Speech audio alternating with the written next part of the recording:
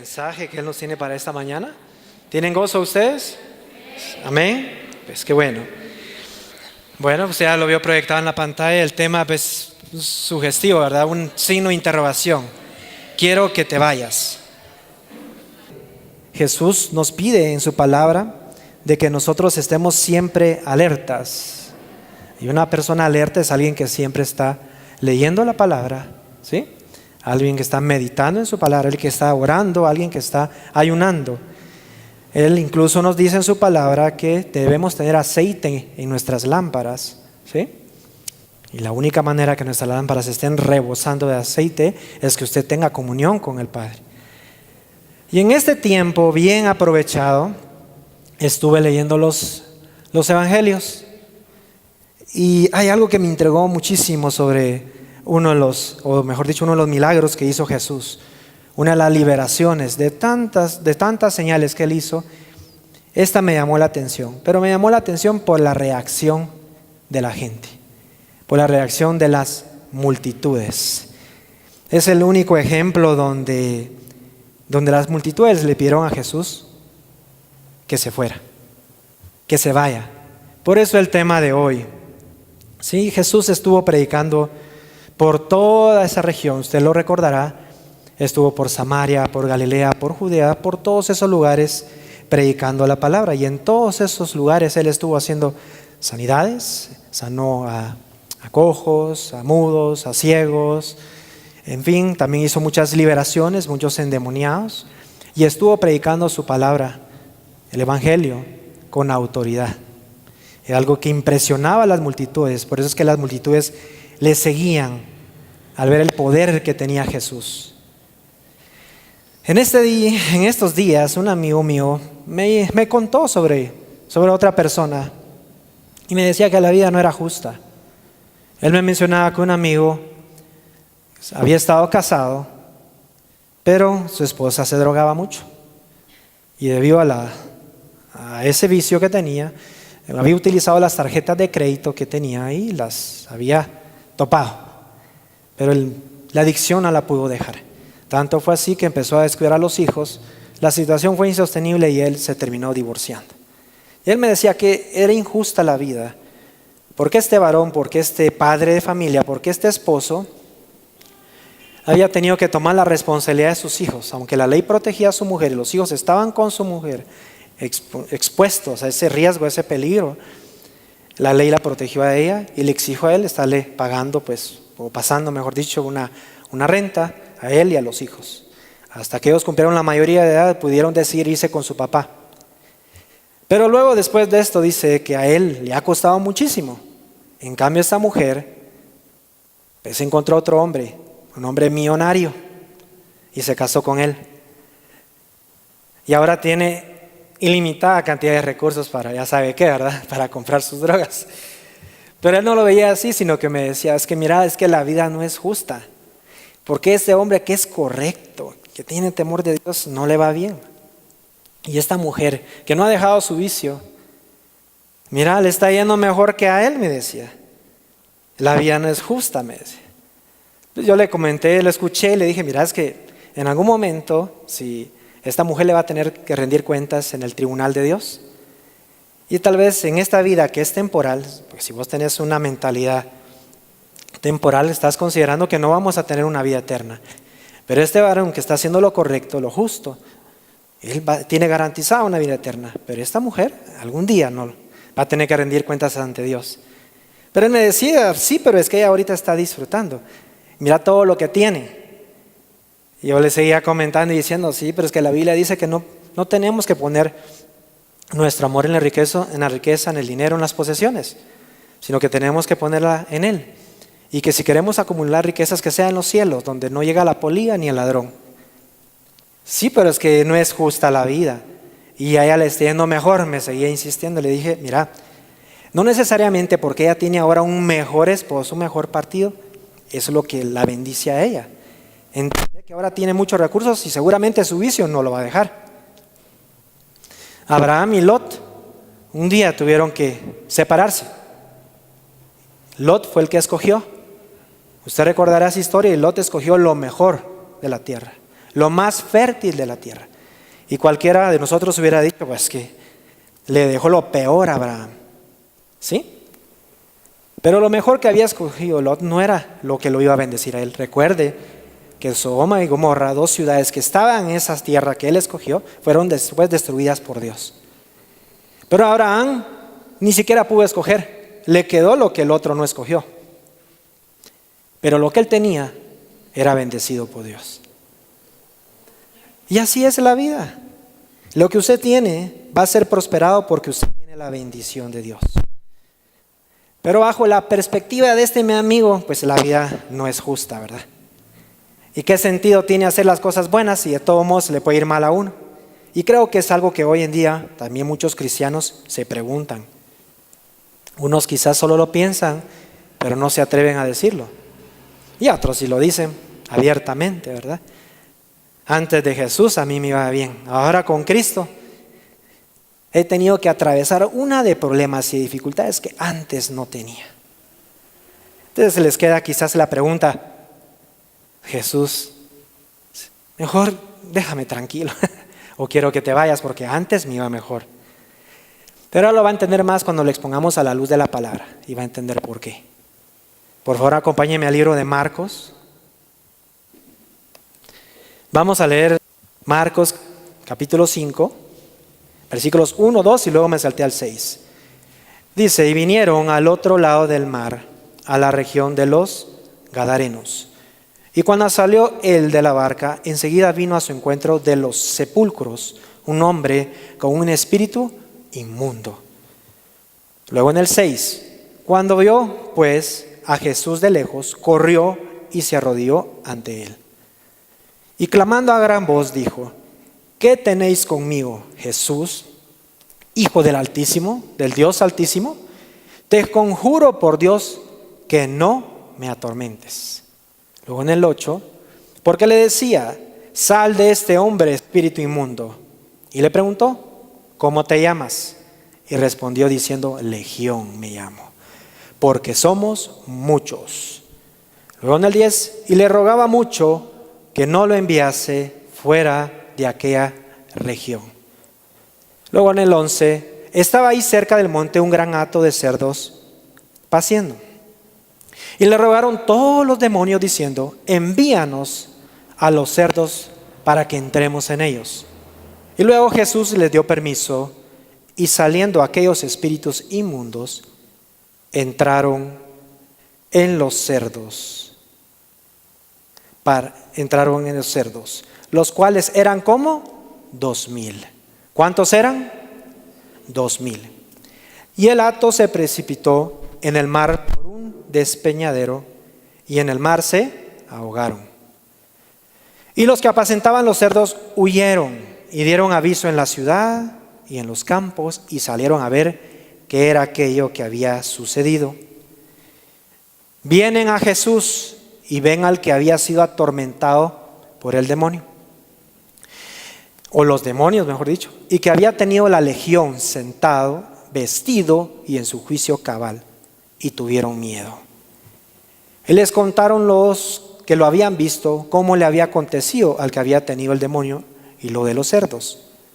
Y luego en el 17, lea conmigo por favor, y comenzaron a rogarle que se fuera de sus contornos. Jesús había iniciado ya su ministerio y había visitado diferentes ciudades, había hecho muchísimos milagros, muchas sanidades, muchas liberaciones, como ya les había mencionado. Ese era su propósito acá en la tierra. Y en ese momento él había atravesado el mar de Galilea con sus discípulos en una barca y al llegar al otro lado llegó a la región de los Gadarenos. Y cuando se bajó, fue cuando se encontró con esta persona que tenía, como que estaba endemoniada y que tenía una legión. Usted escuchó el relato. Yo no me quiero enfocar en sí, en la poderosa señal de la liberación de este hombre. Claro que es maravillosa, pero yo me quiero enfocar más en la reacción que tuvieron esas personas. En la reacción que tuvieron las multitudes. La Biblia nos dice que luego de que esto sucedió, los que estaban cuidando a los cerdos, ni lentos ni perezosos, salieron corriendo y se fueron a contarle a toda la gente de la ciudad lo que había acontecido. En unas versiones, porque está en los evangelios, en otros evangelios, también está en el de Mateo, en el de Lucas, añade más detalles, pero dice que se vino mucha gente a ver. En otro dice que se vino toda la ciudad. No sé cuántos habitantes tenía esa ciudad, pero seguramente eran bastantes, ¿sí? Y se encontraron con la sorpresa de que el endemoniado ahora estaba vestido, sano, cuerdo y tranquilo. Y dice la Biblia que ellos vieron a Jesús y que también vieron al endemoniado.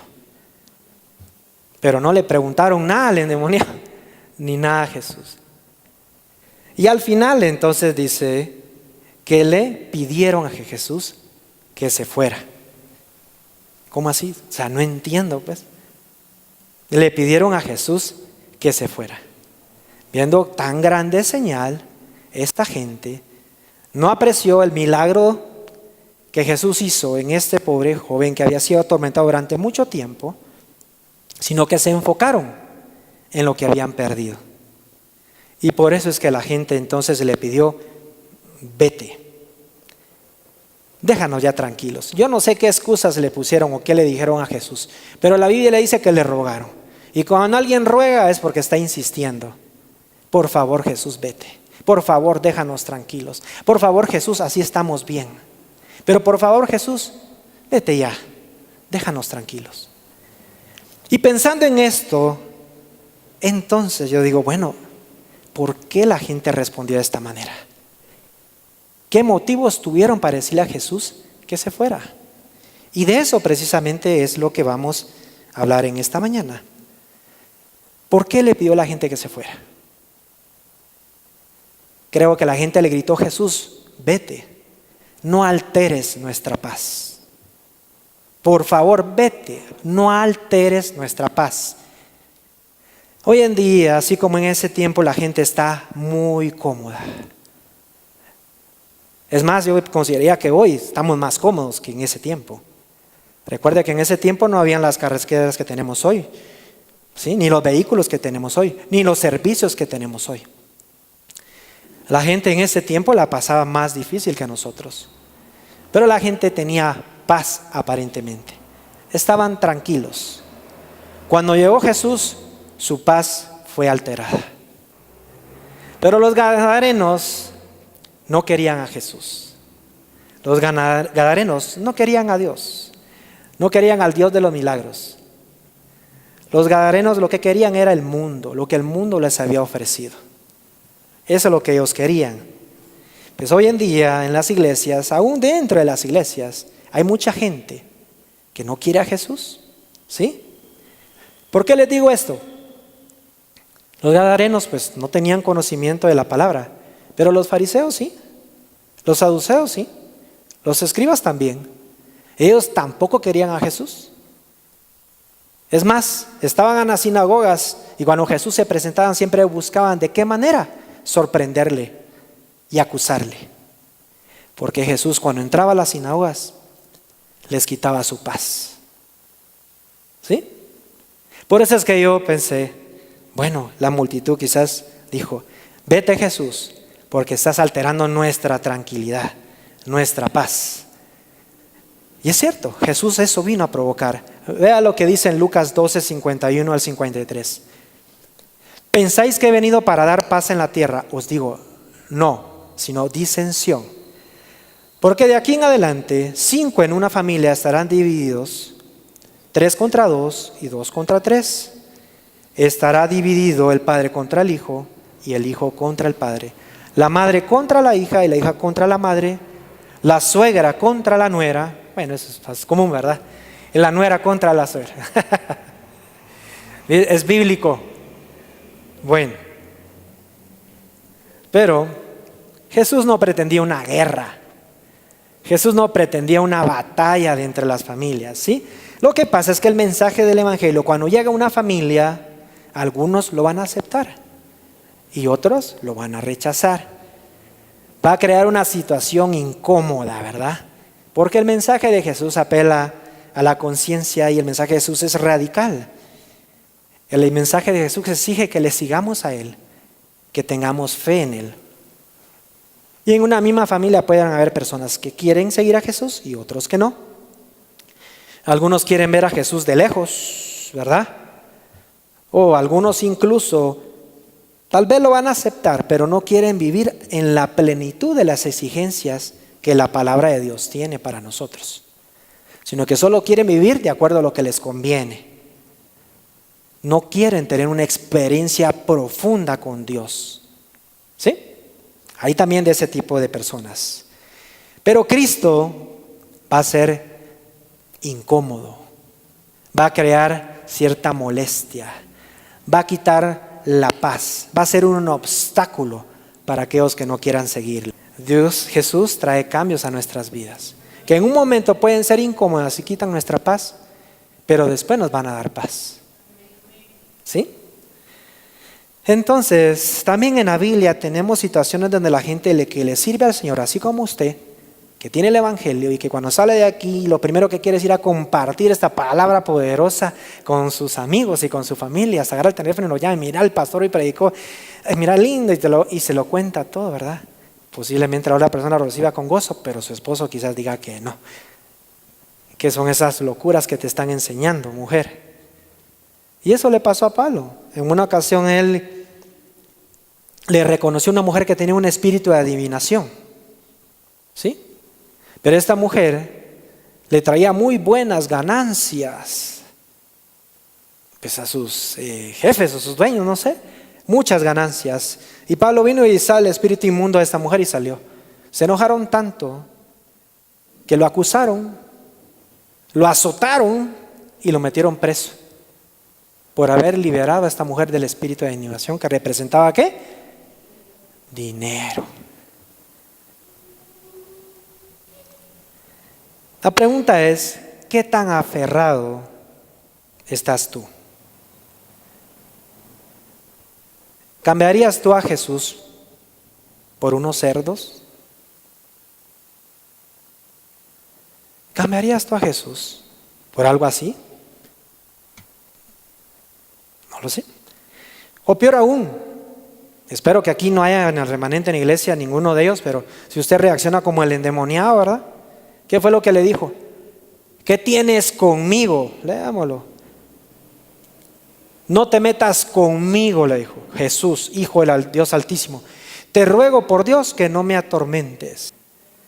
Pero ¿qué más? La gente, ¿qué más pudo haber respondido? La gente quizás, y creo que lo más evidente en cuanto a los datos que nos da la Biblia es: Jesús, por favor, te rogamos que te vayas. No te metas con nuestras posesiones. No te metas con nuestros recursos, Jesús, por favor. Un hato de cerdos se había perdido. ¿Cuántos eran? 2,000. La Biblia lo menciona claramente. Económicamente era una pérdida grande. Yo estuve investigando en el diccionario para tener datos quetzalizados, pues 1,700 vale un cerdo. No sé ni cuántas libras tenían estos, ni los que venden ahí. 1,700. Multiplica entonces 2,000 por 1,700. 2,400,000 quetzales. Es una bonita cantidad, nada despreciable. Sí les dolió. Pero pensando en esto, dice que muchos salieron, o toda la ciudad. No creo que los cerdos hayan sido de una sola persona, porque varios los estaban cuidando. Quizás eran de muchas personas. Tal vez unos tenían 5, otros 10, otros 20 y así, otros 1. Pero les dolió, porque le rogaron a Jesús que se fuera. Es difícil hacer que las personas confíen en Dios y no en sus riquezas, y no en su dinero, y no en sus posesiones. Por eso les hice la pregunta: ¿qué tan aferrado estás a tus posesiones?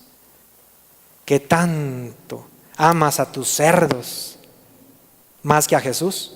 Hay multitudes como estas que le rogaron a Jesús que se fuera, Pero hubo otras multitudes que hicieron que Jesús se alejara. ¿Cómo así? Acompáñeme al libro de Juan. Y usted va a recordar esta historia también. Cuando con los panes, 5 panes y 2 peces, alimentaron a multitudes, a 5,000 personas. Y este es el relato. Le voy a leer los últimos 3. Recogieron pues y llenaron 12 cestas de pedazos, que de los 5 panes de cebada sobraron a los que habían comido. Aquellos hombres entonces, o sea, todas las multitudes que estaban ahí, viendo la señal que Jesús había hecho. La señal, ¿cuál fue? La de la multiplicación de los panes y de los peces, ¿verdad? Dijeron, este verdaderamente es el profeta que había de venir al mundo.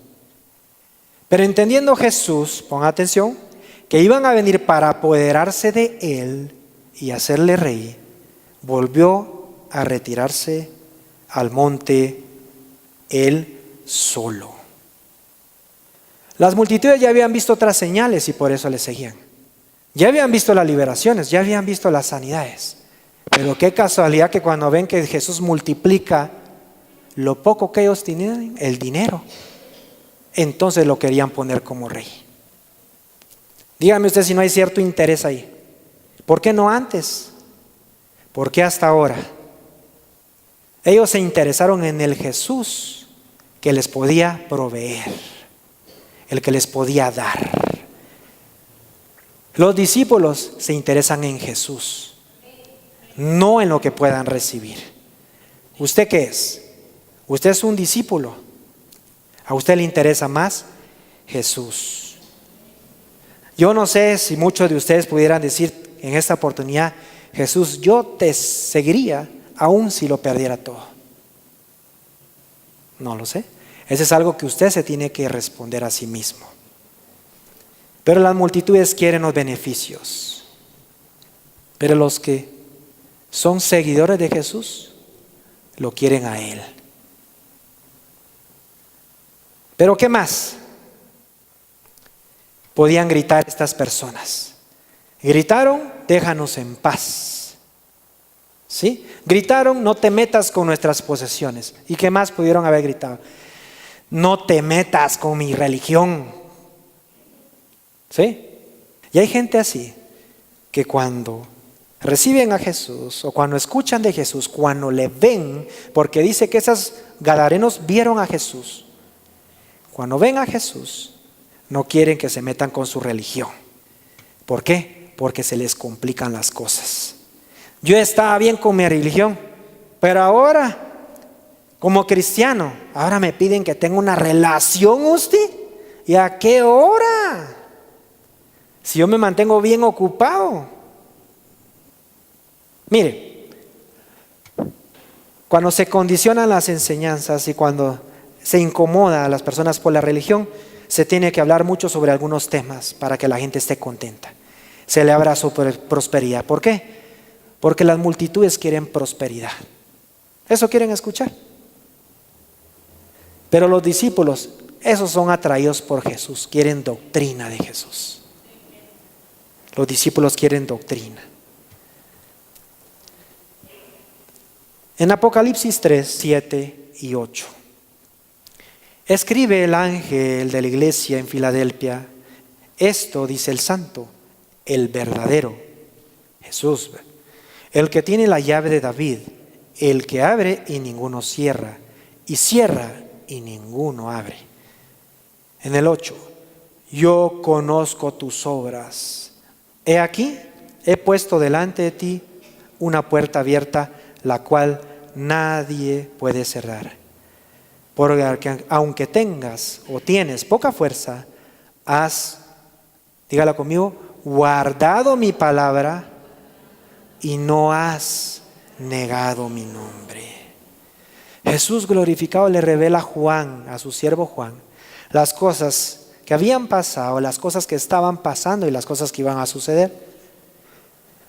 Y de entre las cosas que estaban pasando, le pide que haga 7 cartas a las iglesias de Éfeso, de Esmirna, de Pérgamo, de Tiatira, de Sardis, Filadelfia y Laodicea. Esta es la carta a la iglesia de Filadelfia. A todos sin excepción Jesús empieza alabando sus cualidades. Pero luego hay un pero. Esta iglesia no tenía un pero. Esta iglesia, como usted lo leyó aquí conmigo, no tenía fuerza. Quizás era pequeña, pero esta iglesia guardaba su palabra. Esta iglesia jamás negó el nombre de Jesús. Ustedes que son el remanente, debemos hacer que Jesús conozca nuestras obras. Él va a conocer nuestras obras, pero Él espera que sin remanente haya gente que permanezca firme en su palabra y que jamás niegue su nombre.